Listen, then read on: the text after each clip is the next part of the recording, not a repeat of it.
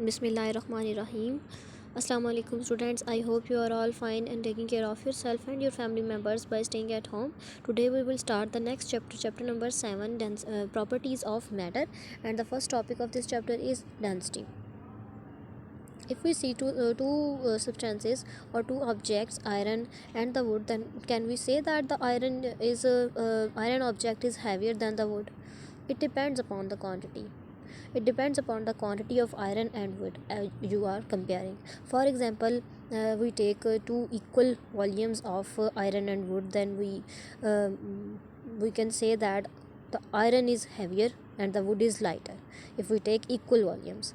So uh, in other word, we can say that the density of the iron is greater than the density of wood, or we can say that the denser the substance, the greater will be the mass or greater will be the weight of that object. So the ratio between mass of a substance and the volume of a substance is defined as density. Density को हम कैसे define कर सकते हैं? Pink box में आपको इसकी definition given है. Density of a substance is define as its mass per unit volume. और नेक्स्ट आपको इसका फॉर्मूला गिवन है. और अगर आपने इसकी एग्जांपल शॉर्ट क्वेश्चन में लिखनी हो तो फर्स्ट पैराग्राफ में आपको गिवन है, if we take two equal volume of iron and wood then we can easily declare that iron is heavier than wood. In other word we can say that iron is heavier than wood. यहाँ तक आप heavier than would तक कर लेंगे इसको learn. उसके बाद आप इसकी बताया गया है इसका unit kilogram per metre cube. We can calculate the density of material. अगर हमें पता हो कि मास और वॉल्यूम किसी भी ऑब्जेक्ट का क्या है तो हम उसकी डेंसिटी फाइंड कर सकते हैं. जैसे कि अगर आपके पास वाटर हो 5 लीटर और उसका मास हो 5 किलोग्राम, तो 1 लीटर में 10⁻³ मीटर क्यूब जो है इसका वॉल्यूम होता है. क्योंकि लीटर जो है वो ऐसा यूनिट नहीं है, तो पहले हमें डाटा को ऐसा यूनिट में मीटर में चेंज करना होता है, इसलिए हम इसको मीटर क्यूब में लिख लेंगे 10⁻³ उसके बाद मैथ जो आपको 5 लीटर है तो 5 × 10⁻³ मीटर क्यूब आपके पास आ जाएगा. आपको पता है डेंसिटी फाइंड करने के लिए हम मैस को उसके वॉल्यूम से डिवाइड करते हैं, तो इन दोनों को डिवाइड करने पे हमारे पास आंसर आ जाएगा 1000 kilogram per metre cube. Density की इक्वेशन को मॉडिफाई करके हम तीनों टर्म्स में से कोई भी एक टर्म फाइंड कर सकते हैं अगर रिमेनिंग 2 टर्म्स की वैल्यू हमें डाटा में गिवन हो तो. नेक्स्ट टॉपिक है प्रेशर. अगर हम एक पेंसिल को अपने हाथ में पकड़ें और उसकी दोनों टिप्स को अपनी फिंगर्स में अपने पाम के दरमियान में रख के उसको प्रेस करें, उस पर प्रेशर अप्लाई करें, तो हम उसके शार्प एज पे अप्लाई होने वाली फ़ोर्स की वजह से ज़्यादा दर्द महसूस करेंगे. इसकी वजह क्या होती है कि जितना एरिया किसी चीज़ का कम हो उतना ही फ़ोर्स का इफ़ेक्ट उसका ज़्यादा हो जाता है. और इसकी एक और एग्जांपल आपको 7.8 फिगर में दिखाई गई है. एक ड्राइंग पिन है जिसके शार्प टिप को जो है उसको प्रेस किया जा रहा है वुडन बोर्ड के अंदर, and we can easily press it into the wooden board. Add the area of the edge of the pin on which the thumb is placed, or on which we are applying the force by our thumb, is blunt as compared to the area of the tip. और इसकी वजह से blunt as पे जो force apply की जा रही है वो सारी कन्फाइंड होकर उसके शार्प एज पे जा रही है, और इसकी वजह से उसका इफ़ेक्ट भी ज़्यादा हो गया. और उस फोर्स की थोड़ी सी फोर्स अप्लाई करने से हम इसको उसमें प्रेस करके जो है वो इस पिन को बोर्ड में लगा सकते हैं. तो आप लोगों को प्रेशर की नेक्स्ट डेफिनेशन गिवन है, a force acting normally per unit area on a surface of a body is called pressure.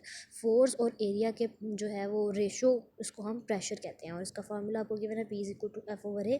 Formula से जो है वो क्लियर है ये बात कि जो फोर्स है वो प्रेशर के डायरेक्टली रिलेटेड है और एरिया जो है उसके इन्वर्सली रिलेटेड है.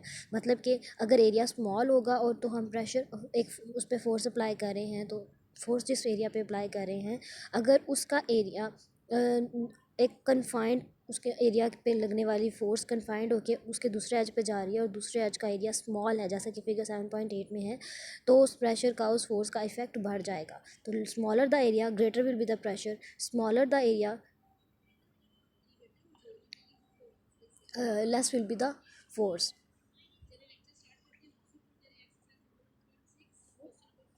प्रेशर जो है वो एक स्केलर क्वांटिटी है और इसका ऐसा यूनिट न्यूटन पर मीटर स्क्वायर है, जो कि इसके फार्मूला से हम डिराइव कर रहे हैं, क्योंकि प्रेशर फोर्स ओवर एरिया के इक्वल है। फोर्स का यूनिट न्यूटन और एरिया का यूनिट मीटर स्क्वायर, तो इसका प्रेशर का यूनिट हमारे पास आ जाएगा न्यूटन पर मीटर स्क्वायर। नेक्स्ट टॉपिक है एटमॉस्फेरिक प्रेशर। अर्थ जो है, तो आपकी फर्स्ट लाइन में आपको एटमॉस्फेयर की डेफिनेशन गिवन है, the earth is surrounded by a cover of air called atmosphere. अब ये फ्यू 100 किलोमीटर तक एक्सटेंड करती है सी लेवल से अबव तक। सी लेवल से कुछ 100 किलोमीटर तक एटमॉस्फेयर जो है वो फैला हुआ है। और जिस तरह समुंदर की तह में ओशन के जो बॉटम है उसमें सी क्रीचर्स रहते हैं, बिल्कुल उसी तरह हम एटमॉस्फेयर के बॉटम में रह रहे हैं, जो कि एयर है। Air mixture of gas, air is a mixture of gases. Next आपको डेफिनेशन गिवन है एयर की, the density of air in atmosphere is not uniform. ये एमसीक्यू के रिस्पेक्ट से पूछा जा सकता है कि डेंसिटी जो है वो यूनिफॉर्म नहीं होती, it decreases continuously as we go up, and the MCQ can be asked, it dash continuously as we can go up, it decreases, increases और remain constant। इस तरह के MCQs जो है ऑप्शंस पुट किए जा सकते हैं और MCQ आ सकता है, तो आपने इस टॉपिक को बहुत अच्छे से ध्यान से पढ़ना है। उसके बाद next, atmospheric pressure act in all direction. Look at the picture in the figure 7.9। 7.9 में आपको दिखाया गया है the air pressure inside the bubble is equal to the atmospheric pressure. और जब तक कि एयर प्रेशर इक्वल रहता है तब तक बबल ब्लो नहीं करता, लेकिन जैसे ही हीट की वजह से इसके अंदर मौजूद एयर के मॉलिक्यूल्स की काइनेटिक एनर्जी इंक्रीज़ होती है, उसका प्रेशर इंक्रीज़ होता है, तो जो ये बबल है वो ब्लो कर जाता है, पॉप कर जाता है। उसके बाद what the girl is doing, the girl is making bubbles. Soap bubbles expand till the pressure of air in turn is equal to the atmospheric pressure. Soap के जो बबल्स हैं तब तक एक्सपेंड करते हैं जब तक कि प्रेशर इक्वल रहता है। Why the soap bubbles form have spherical shape, the soap bubbles so form spherical shape as the pressure is equal in all direction. Can you conclude that the atmospheric pressure act on a bubble equally in all? Yes, we can conclude that, as the soap bubble have the shape, have spherical shape. So a balloon expand as we fill air into it. In what direction does the balloon expand? Balloon expand in all direction. The fact that the atmosphere exert pressure can be explained by simple experiment. नीचे आपको experiment दिखाया गया है, एक empty tin can है, इसमें पानी fill किया है, वाटर फिल किया है, उसके बाद उसको फ्लेम पे रखा और उसको हीट अप किया। जैसे ही जो वाटर है उसका टेम्परेचर बॉइलिंग पॉइंट तक पहुंचा और उसने अपनी स्टेट चेंज करना शुरू की, तो हमने उसको फ्लेम से हटाया और टिन को टैप खोल के पानी के नीचे रख दिया। जो कैन है, अब ये अब नेक्स्ट आपको क्वेश्चन पूछा गया, close the can will squeeze due to atmospheric pressure. Why, जो कैन है वो एटमॉस्फेरिक प्रेशर की वजह से क्यों स्क्वीज़ किया? वो इस वजह से कि जैसे ही उसको वाटर के नीचे हमने रखा, उसके अंदर मौजूद जो वाटर वेपर्स में चेंज हो रहा था, तो उसका टेम्परेचर एकदम से फॉल हुआ और जो है उसने अपनी स्टेट गैशियस स्टेट से दोबारा से कंडेंस होके अपनी स्टेट वाटर में चेंज करना शुरू कर दी, जिसकी वजह से जो कैन है उसके अंदर फ्री स्पेस मिल गई। ठीक है, जो फ्री स्पेस, उस एम्प्टी स्पेस की वजह से जो प्रेशर, आउटसाइड प्रेशर था, वो उसकी वैल्यू इंक्रीज़ हो गई और अंदर के प्रेशर फॉल हुआ, जिसकी वजह से उसके पर फोर्स ज़्यादा हो गई। This will cause the can to collapse from all direction. The experiment shows that atmospheric pressure acts in all direction. Okay, next measuring atmospheric pressure आपका टॉपिक स्किप्ड है। उसके बाद आ जाएगा वेरिएशन इन एटमॉस्फेरिक प्रेशर। इसमें से भी बहुत सारे एमसीक्यूज़ जो है वो बन सकते हैं। द एटमॉस्फेरिक प्रेशर, यहाँ पे आपको साइड बॉक्स में the fan in a vacuum cleaner lower the air pressure, अब वैक्यूम क्लीनर दिखाया गया है और उसमें ऊपर एक फ़ैन है जो कि बकेट के अंदर का एटमॉस्फेयर प्रेशर जो है वो उसको लो कर देता है, और इस लो प्रेशर की वजह से जो एयर और डस्ट हैं वो उसके इंटेक पोर्ट में से गुज़रते हैं एयर प्रेशर की वजह से। और डस्ट और एयर वहाँ से जाता है, जबकि आगे फ़िल्टर लगाए गए हैं जो कि डस्ट पार्टिकल्स को ब्लॉक कर देते हैं और एयर को एस्केप होने देते हैं, जिसकी वजह से जो है वो हम इसको सफाई के लिए वैक्यूम क्लीनर को यूज़ किया जा सकता है। How vacuum cleaner works question आ सकता है आपको, और या उसमें आप ये आंसर इसका लिख देंगे। Atmospheric pressure decreases as we go up. The atmospheric pressure on mountain is lower than at sea level. ये सारी लाइंस, ये इंपॉर्टेंट टर्म्स, ये चीज़ें एमसीक्यू के रिस्पेक्ट से इंपॉर्टेंट, आप इसको बहुत अच्छे से लर्न कर लेंगे।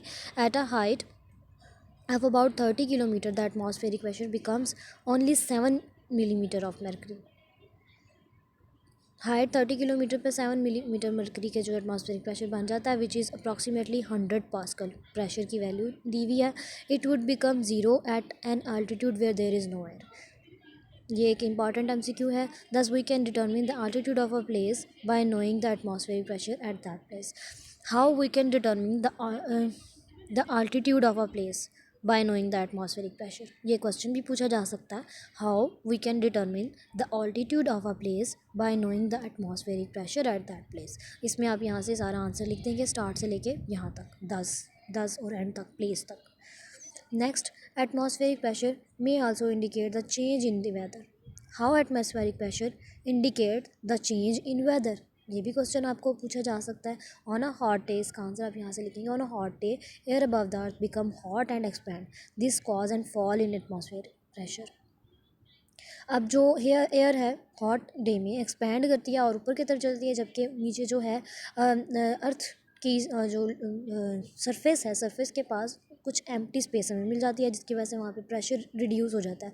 On the other day, during cold chilly nights, air above the earth cools down, this cause an increase in atmospheric pressure. Cools down, और जो है वो प्रेशर डेंसिटी ज़्यादा होने की वजह से जो एयर है वो उसकी वो ज़्यादा ऑक्यूपाई करती है जगह, सरफेस के करीब रहती है, मतलब हैवी हो जाती है और नीचे आ जाती है, जिसकी वजह से प्रेशर इंक्रीज़ हो जाता है।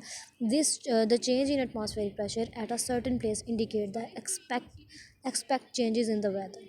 अब चेंज एटमॉस्फेरिक प्रेशर जो है ये वेदर की कंडीशन के बारे में भी बता सकता है, जैसे कि एटमॉस्फेरिक प्रेशर अगर डिक्रीज़ हो रहा है, उसका एटमॉस्फेयर भी ड्रॉप कर रहा है, इसका मतलब है कि उसके नेबरिंग लोकेलिटी में जो है वो प्रेशर लो है, अगर ग्रेजुअल एवरेज ड्रॉप है एटमॉस्फेरिक प्रेशर का। तो इसी तरह विंडी और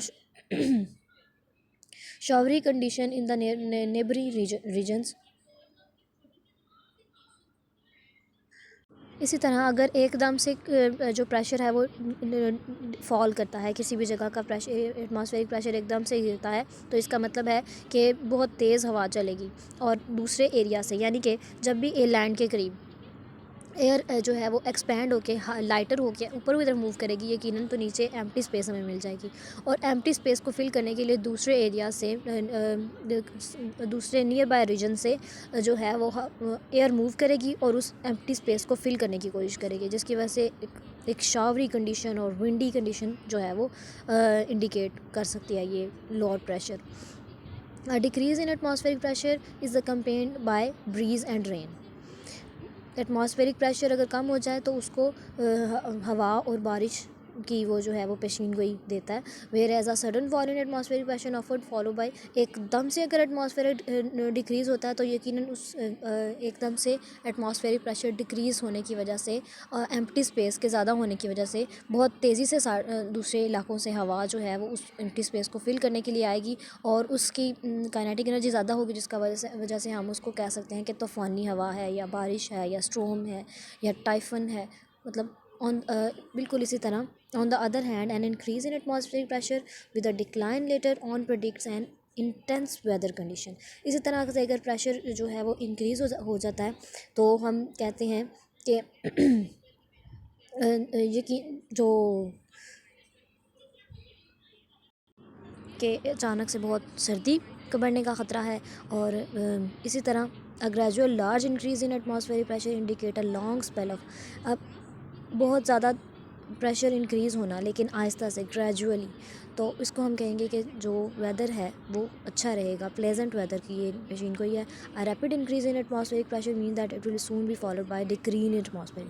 अगर अचानक से प्रेशर इंक्रीज़ हुआ है तो ये इंडिकेट कर सकता है कि अचानक से प्रेशर डिक्रीज़ भी हो जाएगा, इंक्रीज़ और decrease. Rapid change will cause a rapid change in it, and the poor it will ahead will be a poor weather.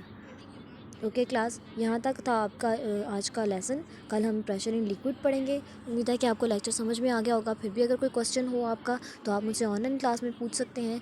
Okay class, फ़ी अमानिल्लाह, अस्सलाम वालेकुम।